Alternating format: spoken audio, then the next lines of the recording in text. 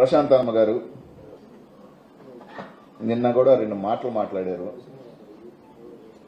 సరే వాళ్ళ ఆమె విజ్ఞతకు వదిలేస్తా. పెద్ద ఆమె వయసు బయటపడిపోతుంది. ఏమన్నా నిందలు పడుతుంటేనో లేకపోతే చేసిన తప్పులు బయటపడుతుంటే టెన్షన్ తట్టుకోలేకపోతుంది. ఆవేశంలో కొత్తగా వచ్చింది రాజకీయాలు కాబట్టి, మొట్టమొదటిసారి లేటుగా 60 సంవత్సరాలకి ఎమ్మెల్యే అయింది కాబట్టి, 62 సంవత్సరాలకి ఎమ్మెల్యే అయింది కాబట్టి కొంచెం ఆవేశం ఉండొచ్చు. పెద్ద ఆవిడికి తప్పులేదు.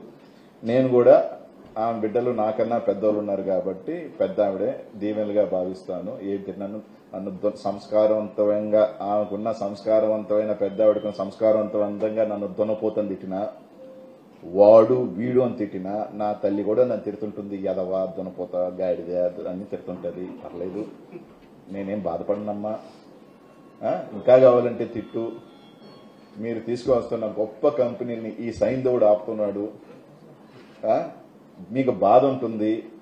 4.5 సంవత్సరాల పాటు ప్రశాంతంగా 20% కమిషన్ దొబ్బేయాల్సింది ఈ సైంధవుడు ఆపేశాడు అన్న బాధ మీ భార్యాభర్తలకు ఉండటంలో తప్పే లేదు. నెలకి 20% చొప్పున బూమింగ్ వస్తుంది కాబట్టి ఒక 20 కోట్లు, 15 కోట్లు, 30 కోట్లు, ఒక 24.5 సంవత్సరం పాటు ఒక 500-600 కోట్లు దండి కొట్టేట నా మీద బాధ ఉండటంలో తప్పు లేదు. ఈ సైంధవుడి మీద నువ్వు బాధ దున్నపోతుంది తిట్టడంలో నేను తప్పే లేదు. కాబట్టి తప్పులేదు, పడతాను. కానీ నేను చెప్పినట్టుగా మాత్రం సమాధానాలు చెప్పండి. నువ్వు అడిగిందే చెప్తున్నా. మా మీద విమర్శ చేస్తే మేము సమాధానాలు చెప్పుకుంటాం. ఇంకొకటి, నాకు దైవ భక్తి ఉంది, ఆ దేవుడు చూసుకుంటాడు అని చెప్పాడు. చాలా మందికి తెలుసో లేదో, అత్యంత శివభక్తుడు ఎవరు?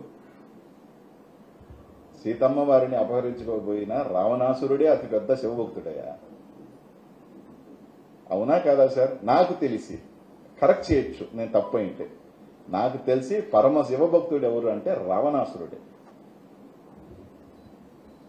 కాబట్టి దైవ భక్తున్న వాళ్ళందరూ మంచోళ్ళు కాదు. ఆ శివుడిని మొక్కిన వాళ్ళప్పుడల్లా వరాలు ఇయటం, వాళ్ళని చంపను మళ్ళీ ఆ విష్ణుమూర్తి అవతారాలు ఎత్తటం, ఇదంతా చరిత్ర మనం చూసిందే కదా.